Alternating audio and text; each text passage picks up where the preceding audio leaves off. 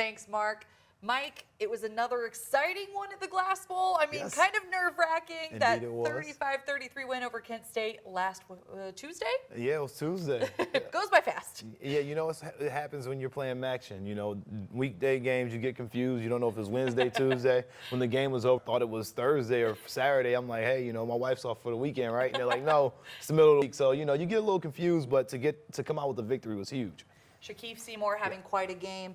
Springfield, local kid, Yep. Bryant Koback going down in the second quarter. Yep. He had quite a game up to that point, and then Shaquille, just a career day for him. You know, and you heard him in the press conference talk about Shaquille Seymour, that is, talk about just how much they love each other in that running back room, giving a lot of praise to their running back coach, Nate Cole, and also just praising each other about how they lift each other up, from Ronnie Jones, from the last man on the bench to the first guy on the roster.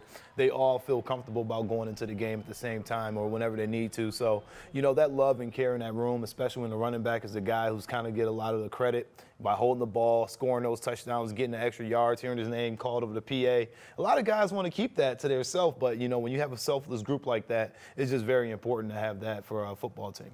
What makes Shaquille so successful? You know, I think it's a lot from his upbringing and just the things that Shaquille has been through, you know, and also a lot of the offensive line as well. So we can't forget about how those guys are blocking and making holes for him. You know, he's just a very passionate young man, and he really wants to just get after it. So when he comes down to playing football, he reads the holes. He knows when it's his time to get in the game and what's asked of him by the coaching staff. They say, hey, we want you to get north and south. We need some bang-out yards. And he's the guy to go in and get those bang-out yards for you. He's not the guy that's going to finesse you, but if he needs to, he will.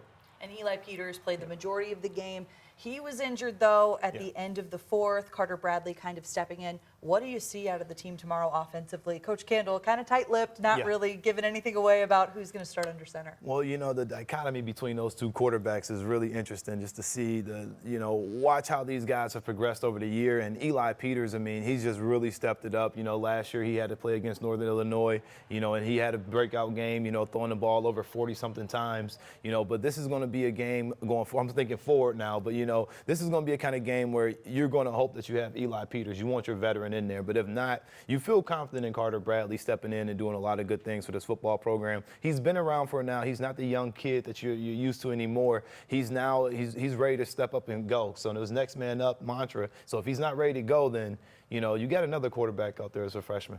And this will be their last home game at the Glass Bowl this year. They kind of got to refresh a little bit after that loss to BG, loss at Ball State. Then they came home, they won a couple. Yeah, you know what? This is a team that struggled on the road, you know, so it's good that they had these three home games in a row, you know, because after the Ball State game, you just didn't know what was happening. Everybody was just kind of dazed and confused. But this football team knew their identity. They knew who they were. You know, they came out and they played really solid, and they really took care of the football, you know, and that's the key thing about it. Taking care of the ball, they had a few fumbles, but scoring the football. Last week, they were able to score the ball in different ways. They ran a speed option to Bryant Koback, which was really cool to see, you know, and they also scored on the second drive by throwing a drag route.